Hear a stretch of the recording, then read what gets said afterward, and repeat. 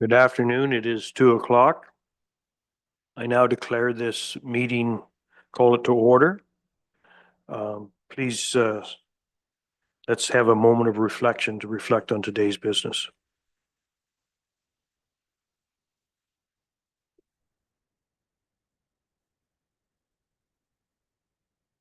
Thank you. Is there any disclosure of pecuniary interest or general nature thereof? Having said that, you can declare at any time if you see fit. Public participation. Members of the public are encouraged to provide the committee with their comments and questions. Presentations must be prearranged with legislative services before the agenda is released. Members of the public who wish to make a deputation about a specific agenda item at the meeting must register in advance with legislative services by 4 p.m. on the day prior by contacting the clerk at meaford.ca or 519-538-1060, extension 1110. Presentations are limited to 10 minutes and deputations are limited to 5 minutes. We have no presentations today, is that correct? And no deputations on the agenda items. I'm going to ask for approval of the minutes that you've all received in your package. Harley, Eric,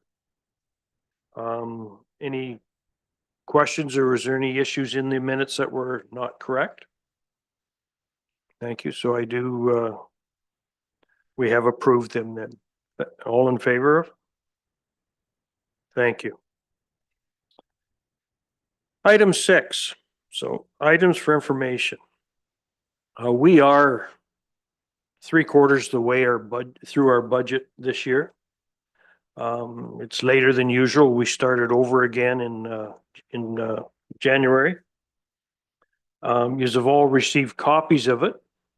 I open it up to the group. If you have any questions, I was going to go through a bit of it. But if there's any questions before I get into it, I'd appreciate them. If you go to our agenda on page 13 of today's agenda, I just wanted to, it shows on here that for capital, it shows a 27.87 increase on capital. That's not on your levy, 27%. That's 27% towards the capital side of it. It actually works out to 7.3% of your levy on what's on the capital budget as you look at it.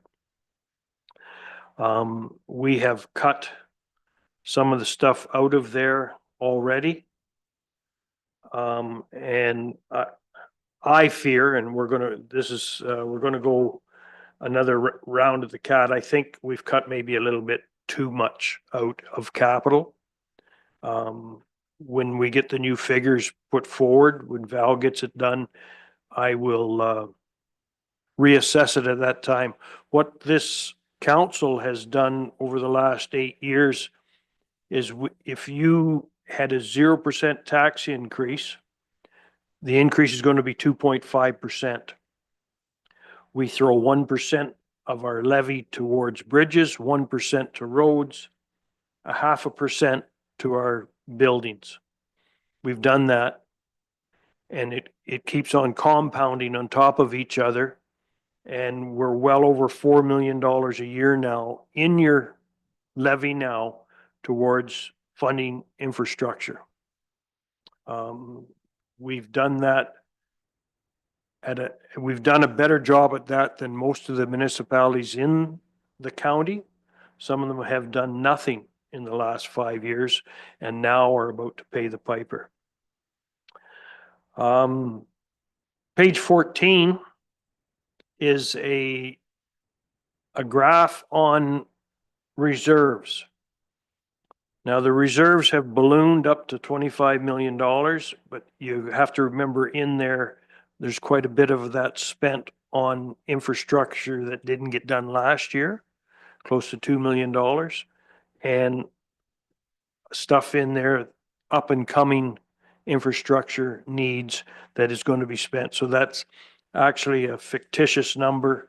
But that is what is in the reports as we see it. Just an FYI, there is no mandated amount of reserves you're supposed to have, but a good rule of thumb is a municipality should have 1 year's operating in reserves. 1 year for this municipality is just under $20 million right now. So we are where we're supposed to be on reserves. If you go into any of the financial information returns for the rest of the municipalities in Ontario, some are higher, some are lower. I think we're where we should be. That's only my opinion. I'm open to any interpretations or people's thoughts on that. I think that's where we should be. If you look on page 19, these are things that we were doing outside of the 2.5% framework. Now, council has cut some of these things and are funding some of these things through other avenues instead of hitting the tax base. We do have a kitty of money from last year from extra income derived from investments, which was much higher than we had on the books. It's actually $1 million higher than what we had on the books. And there is a surplus, and the treasurer has not come up with that figure yet. So we do have money to play with there. We did take the street sweeper out. We left in $50,000 in case we need to repair it. We have taken a few things out, and server replacement. The staff felt that's not necessary this year. They actually took that out. So that has come down. On page 20, this is interesting. An ongoing project. The biggest project that was on our capital budget for this year is a reconstruction of Towbridge Street. It was to go ahead in 2025. They've run into issues with the ground underneath the street. We're being told it's like quicksand, and it's going to increase the price of Towbridge Street dramatically. And until we get more engineer reports and whatnot, we have set aside Towbridge Street. We're going to try to get all the paperwork in place for 2025 and start in 2026 on Towbridge. So we did take out the money coming from the general levy to fund this. We are leaving in all the other money for to get everything ready to rock and roll. I hope we can solve the issues on Towbridge Street, because the pipes in the ground are ancient. They need to be corrected. Page 21. This is what I was telling you about earlier. Projects carried forward from the year before, $1.9 million. That is all coming out of reserves, because that money was put into reserves prior 2 years for these projects, so that does not hit your levy.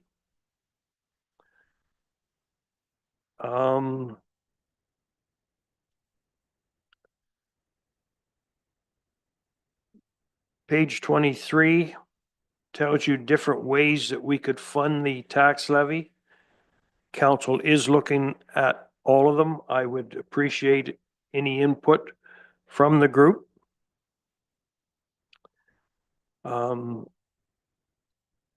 Going forward on the capital levy. There is also in your package, there's a 5-year capital program going forward on what we think we want to do. And I'm open to suggestions on any of it. Has anybody got any comments that they want to bring forward or what direction we should go?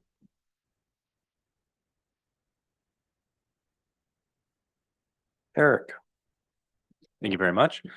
On the cost saving strategies, I'm seeing the increasing revenue from fees and charges, as well as exploring alternative funding sources. And from what I've been hearing from higher levels of government and their planning, it seems as though a lot of the exploring alternative funding sources is going to rely on reducing development fees and charges. And I'm just wondering kind of what the group's thoughts are on those kinds of concerns and possibilities. And or even what the other alternative funding sources could be. Staff weigh in on that. As far as I'm aware, like it would just be the province and the feds. But if there's others, and hopefully it will avoid the issue of the first one. Yes, I think all governments that are wanting to be elected in this next election have said they're going to do away with development charges. That scares me. That's the only revenue we have to go forward, building a wastewater treatment plant, building roads, building new infrastructure for new development is the only avenue we got other than more provincial and federal funding. And that's not a guarantee. It scares me. It scares me to drop the development charges. It's just, to me, it's part of life. And I know what we've put our development charges up. They're about a fifth of what the town of Blue Mountains are still. They're going to ask $120,000 a development charge to build a home in the town of Blue Mountains.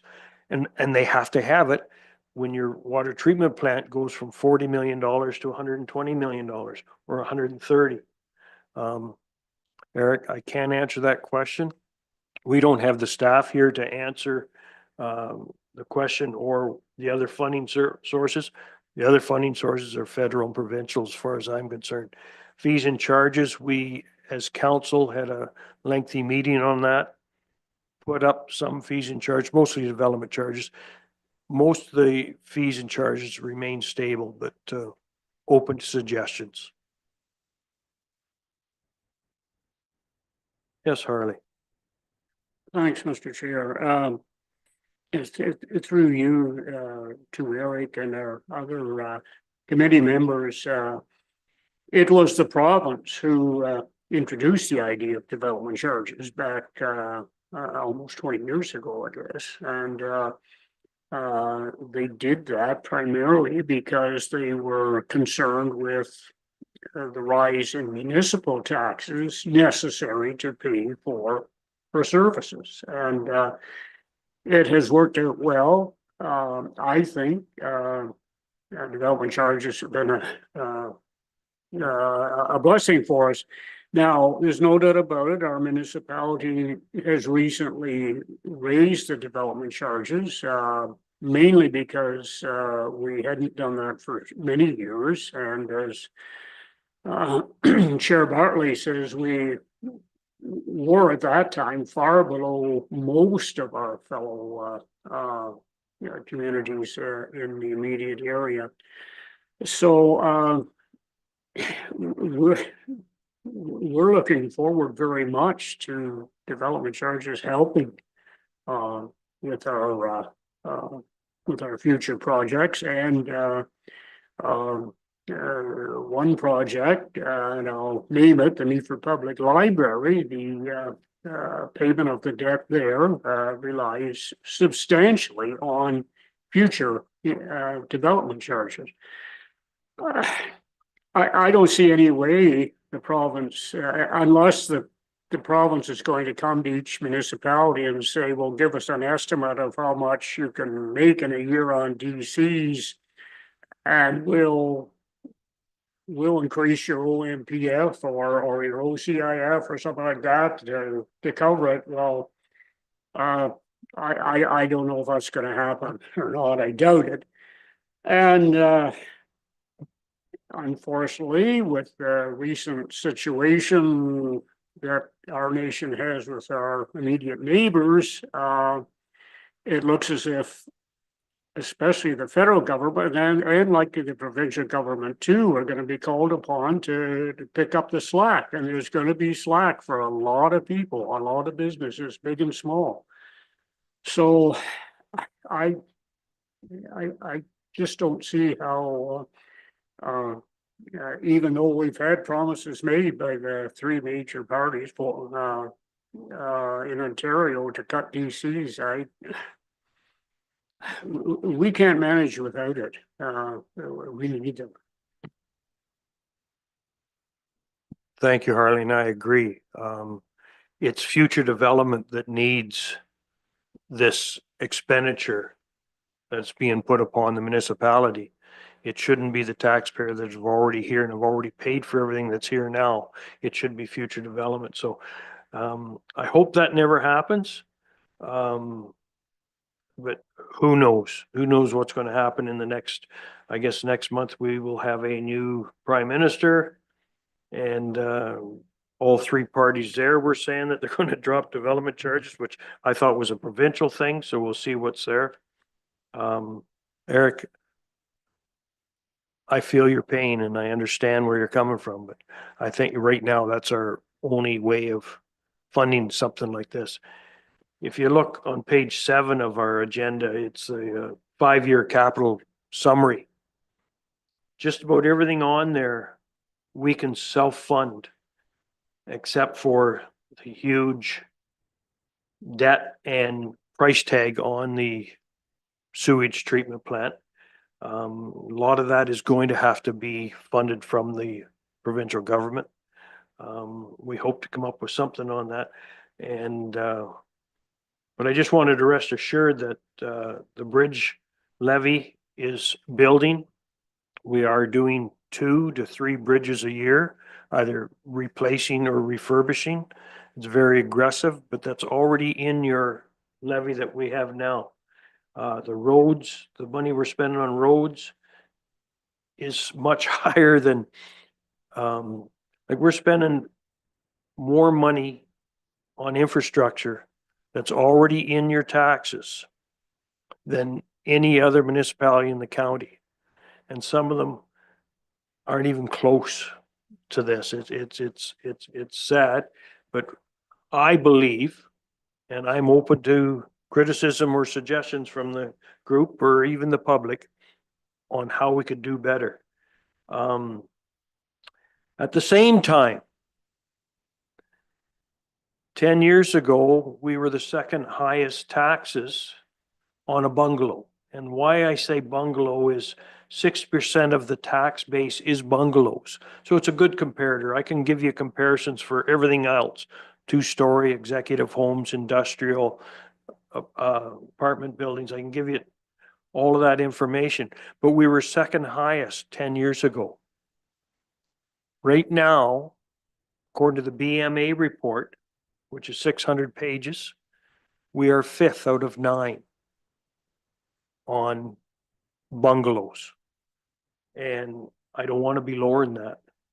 I don't want to be at the bottom of the list. That gets you in trouble.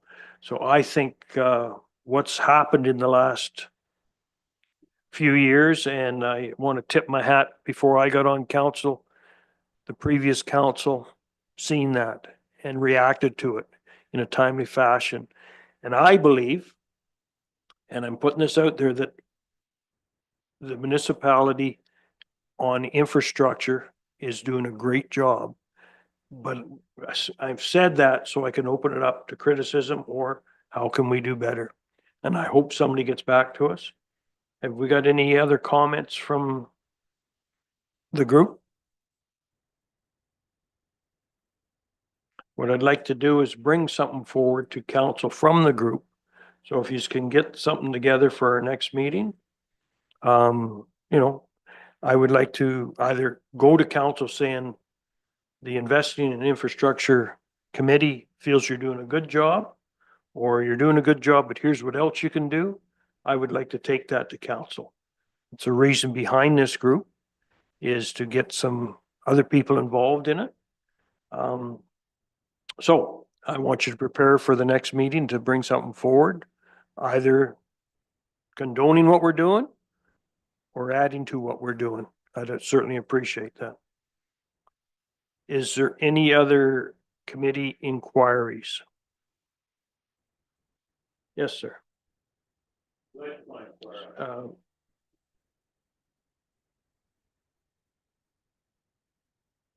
Just a question on projects carried forward from last year.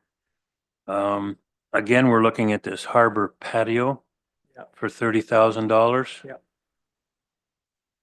And its reason to have it is even though we have a lot of parks with parkland there at the harbor with picnic tables and benches set up all along the harbor front, we still need to build a patio for $30,000 with nothing attached to it.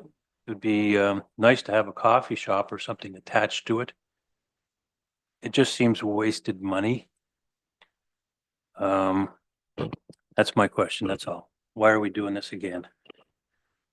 I will take that into consideration, think about it. It's not coming out of the levy. The harbor is self-funding. Anything that's spent at the harbor is coming out of fees for the harbor. Same as Memorial Park. We're spending a ton of money at Memorial Park. It is taxpayers' money, basically, because it is the municipality's money.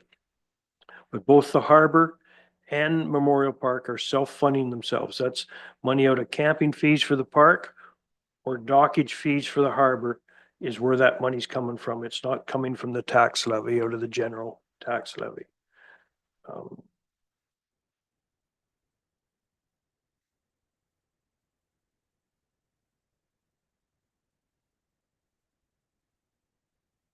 Yes, sir. Yes, Harley. I may, an answer, or partial answer to Kevin's question.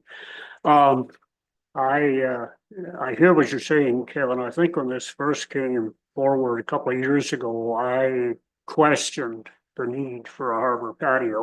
One reason I said was, yes, it's great to keep the boaters down at the harbor, but if they stay down there, they don't get up to Main Street. They don't go to the pom-poms or the leaky canoe or wherever. Now, we have been kind of experimenting with small venues down there for like ice cream, and it's possible we may even get a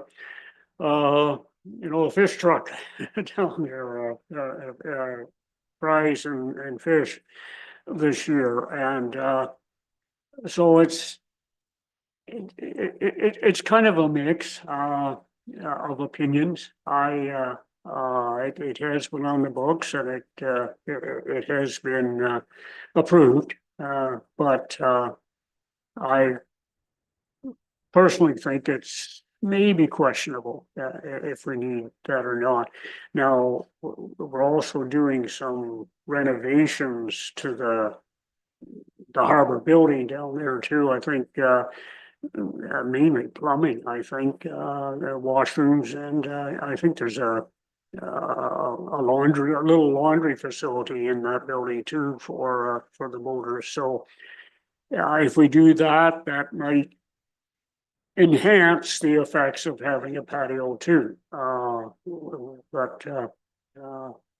anyway, as Steve says, the harbor does bring in a substantial amount of money, and it's not only just about being able to tie your boat up to a slip. There's got to be some other amenities down there too, and this is seen as one that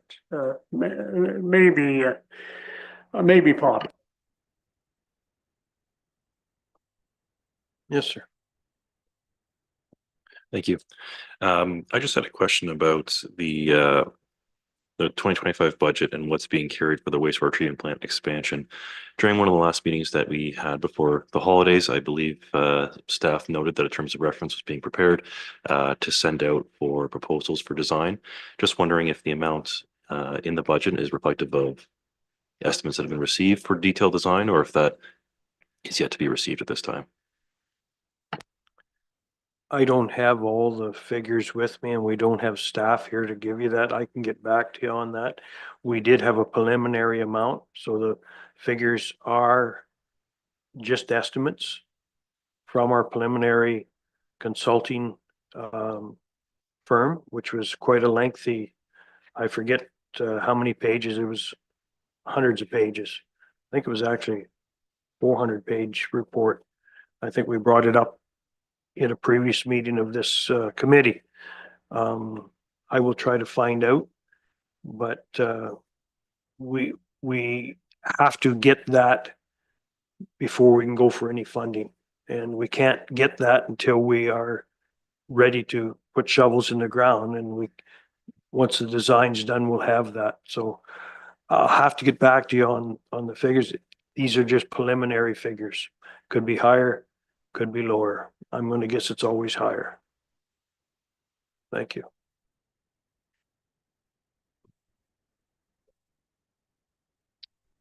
Anything else anybody want to bring forward?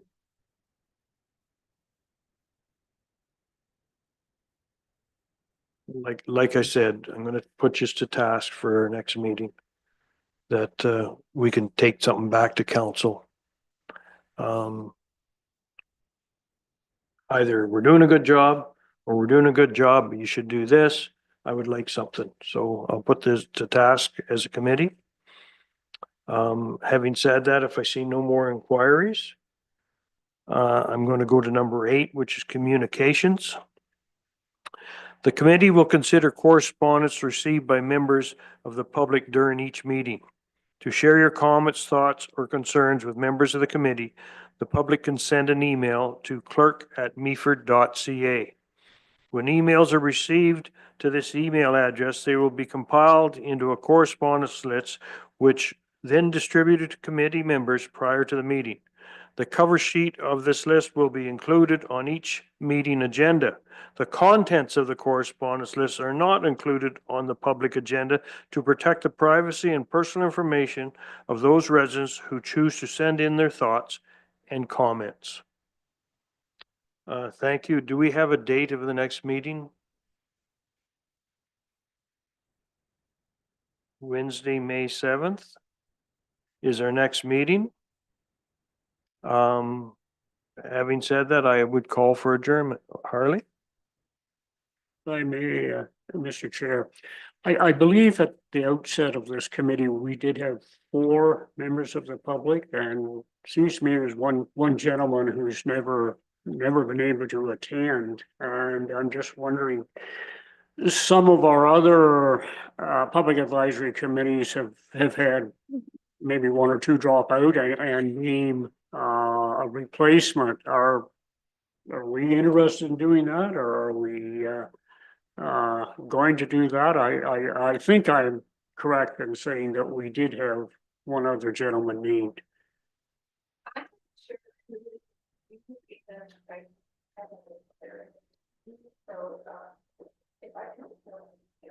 I believe it's Carlos. Carlos, yeah. I have first, Eric Kenneth, Kevin Marlowe, and Chris. Yeah, I'm here.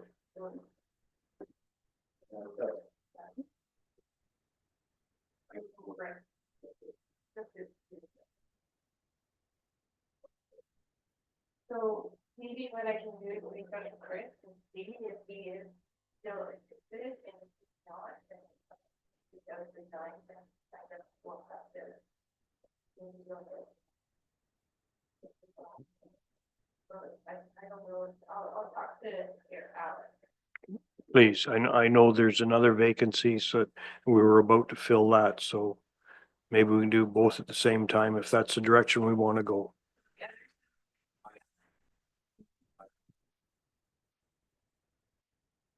Sorry. The others have all been done. So, we've already sent out emails to them and, I've heard back from most of them. So, most of those spots have been filled. Okay, but we've asked for one, maybe we need two, if you could find out from Chris whether he's intending on coming or not. Okay, I will do that. Thank you. If there's nothing else, I call for adjournment. Thank you.